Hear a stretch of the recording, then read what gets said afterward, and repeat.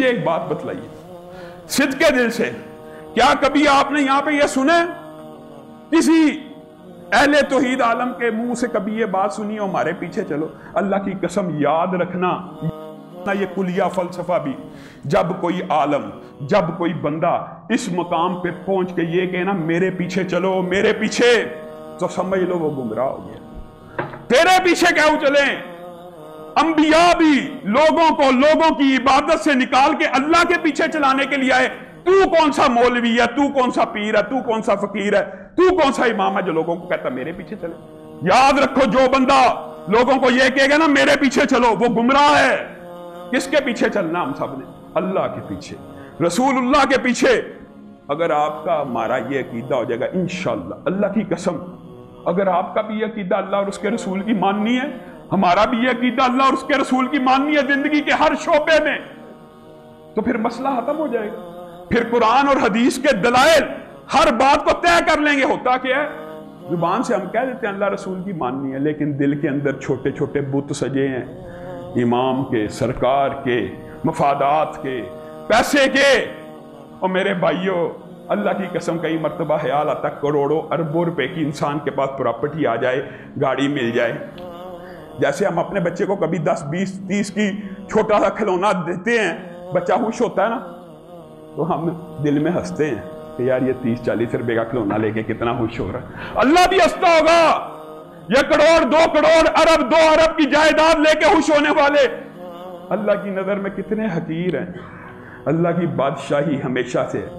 میں نے آپ کے سامنے پہلے بھی ایک مرتبہ رکھا، پچھلے دنوں ایک بہت اعلیٰ افسر سے ملاقات ہوئی، وہ تعریف کرنا شروع ہو گیا، میرے دل میں تھوڑا سا فخر پیدا ہوا، پھر میں نے جھٹکا، میں کہا ایک افسر بندے کی تعریف کرتا ہے، صاحب اقتدار انسان کے دل میں خوشی کی لہر دوڑ جاتی ہے، اور اللہ جس کا اقتدار ابدی ہے، جس نے مشرف کو بھی حکمرانی دی، جس نے آج خان کو حکمرانی دی، جس نے امریکہ کے صدر کو بھی حکمرانی دی، اور کتنی دیر کے لیے 30 40 برس زندہ رہ جائیں گے، جس کی حکومت ابدی ہے، ابدی، وہ دنیا کے اندر 30 40 50 برس کے حکمران پیدا کرتا ہے، مختلف حصوں کے اندر، پوری دنیا کے بھی نہیں ہوتے، وہ آپ کا اور میرا نام لینا ہمیں خوشی ہوتی ہے۔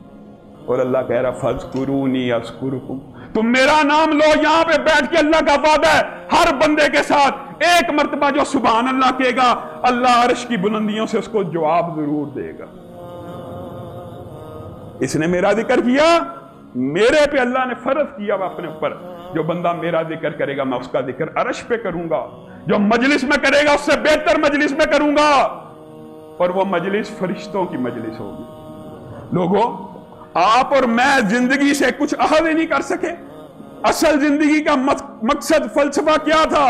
یہ جو سیرت علی یا صحابہ کی سیرت کو بیان کرنا ہوتا ہے، یہ بھی اسی لیے بیان کی جاتی ہے کہ اللہ کی قسم ان لوگوں نے زندگی کا فلسفہ سمجھ لیا ہے، اعلموا انما الحیات الدنیا، یہ سمجھ گئے تھے کہ یہ دنیا کی زندگی صرف کھیل کود تماشا ہے، اصل زندگی وہی بات ہے، مرنے کے بعد اصل زندگی میں آنکھ کھلنی ہے، اور وہ زندگی اتنی وحشت ناک ہے برے کے لیے اور انتہائی خوبصورت ہے اچھے کے لیے، اتنی لمبی ہے، کئی مرتبہ انسان مطالعہ کرتے ہوئے صرف اس کی طوالت پہ غور کرے نا دہشت زدہ ہو جاتا ہے۔ ایک دفعہ آنکھ لگ گئی دنیا کے سامنے تو بندہ مر گیا، لیکن ایسی زندگی میں آنکھ کھلنی ہے جس کی عمر خرب سال ہے، موت کی تمنا کرے گا موت کوئی نہیں آنا۔ خرب سال کی زندگی شروع ہونے والی ہے میری اور آپ کی۔ اس زندگی کے بارے میں کیا تیاری ہے؟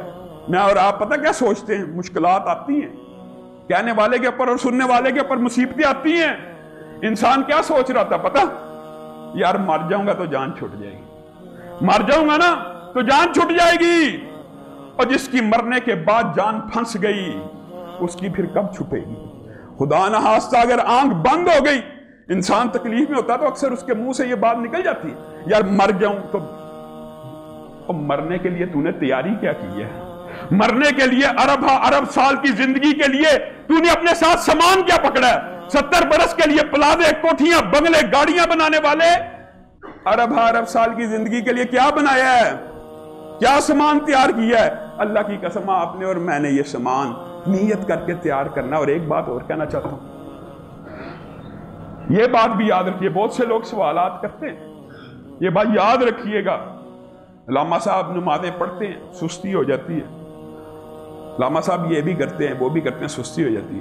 اصل بات بتلائیے کہ بندہ مومن میں اور منافق میں انسان اپنے احتساب کرے تو فرق کیسے پتہ لگے گا؟ یقین کیجئے بندے نے سوال کیا، میں نے بڑا لمبا چوڑا مطالعہ کیا کہ بندہ خود احتسابی میں یہ کیسے جج کر سکتا ہے میں ایماندار ہوں، مومن ہوں یا منافق ہوں؟ کسی کو طنز نہیں کہہ رہا، کہنے والا بھی اور سب سننے والوں کے لیے یہ بات سوچنے غور کرنے کے لیے، طنز نہیں کر رہا، اللہ کی قسم کسی پہ طنز نہیں، اپنی اصلاح کے لیے بھی ہے، آپ کی اصلاح کے لیے بھی کہہ رہا ہوں۔ ایک نتیجے پہ پہنچا، جو بندہ خود احتسابی کرنا چاہتا ہے کہ وہ مومن ہے یا منافق ہے، وہ اپنا احتساب اس طرح کرے کہ فجر کی نماز اس کو کتنی باری لگتی ہے، فجر کی نماز میں وہ مسجد میں کتنی دفعہ آتا ہے، ہر بندہ اپنا احتساب کر لے۔ اگر تو اس کی فجر کی نماز مسجد میں باقاعدہ اللہ کا شکر ادا کرے، میں گارنٹی دیتا ہوں، رسول اللہ نے گارنٹی دی، قرآن و سنت کے احکامات کے مطابق وہ بندہ پکا مومن ہے۔ اور جو بندہ فجر کی نماز میں نہیں آتا، آج سے اپنا احتساب شروع کر، ڈر جائے اللہ سے، پھر کوشش کرے، پھر سٹرگل کرے، پھر محنت کرے، میں نے آنا ہے۔ اللہ کی قسم ایک دن پکی بھی ہو جاتی ہے، پکی بھی ہو جاتی ہے۔ اور یہ بات بھی یاد رکھیے، بات آئی ہو تو حضرت عمر کے پھر واقعات انسان کے دماغ میں اگرچہ آپ کے سامنے رکھیں، جو آ جائے پھر وہ فخر نہ کرے، جو فجر کی نماز میں آ جائے پھر فخر نہیں کرنا۔ حضرت عبداللہ ابن عمر حضرت عمر کے ساتھ فجر میں آ گئے،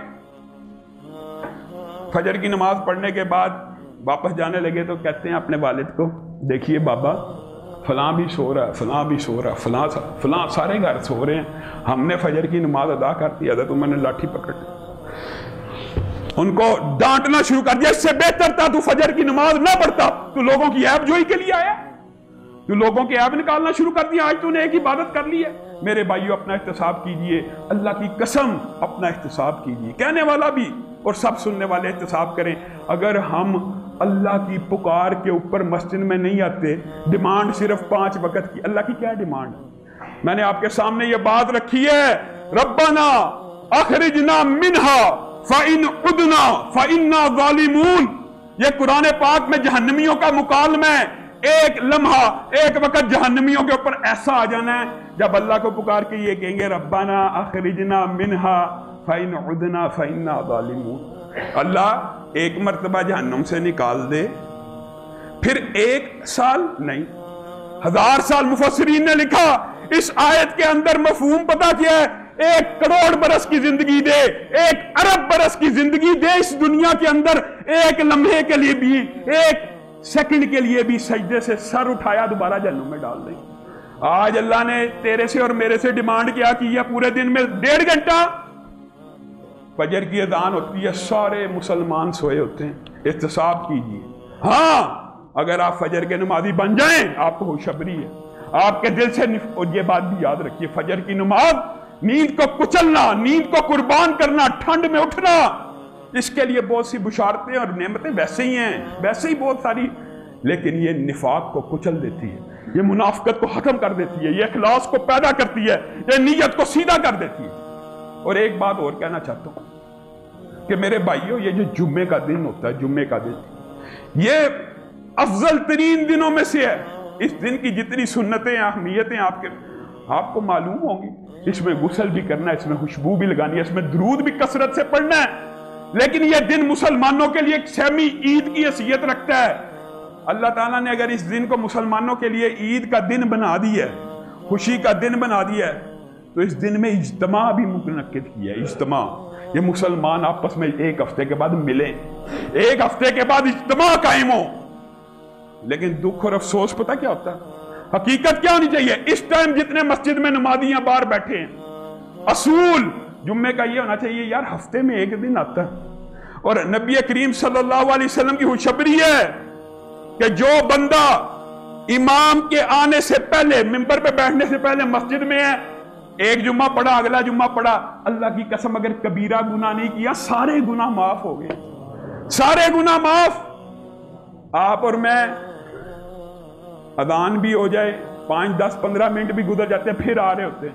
اور میرے بھائیوں جتنے اس وقت ہو، اصول کیا جمعے کا، اتنے اذان ہونے سے پہلے آ جاؤ، کتنا کو فرق پڑ جاتا ہے، آنا بھی ہے لیکن ٹائم پہ آیا کرو، تاکہ یہ جو خوشخبریاں حدیث کی ایک جمعے سے دوسرے جمعے کے مابین سارے گناہ معاف، آپ کو پتا ہے ایک اور حدیث اس کے ساتھ ملائی جائے تو اس بات کا مفہوم پتا کیا ہے؟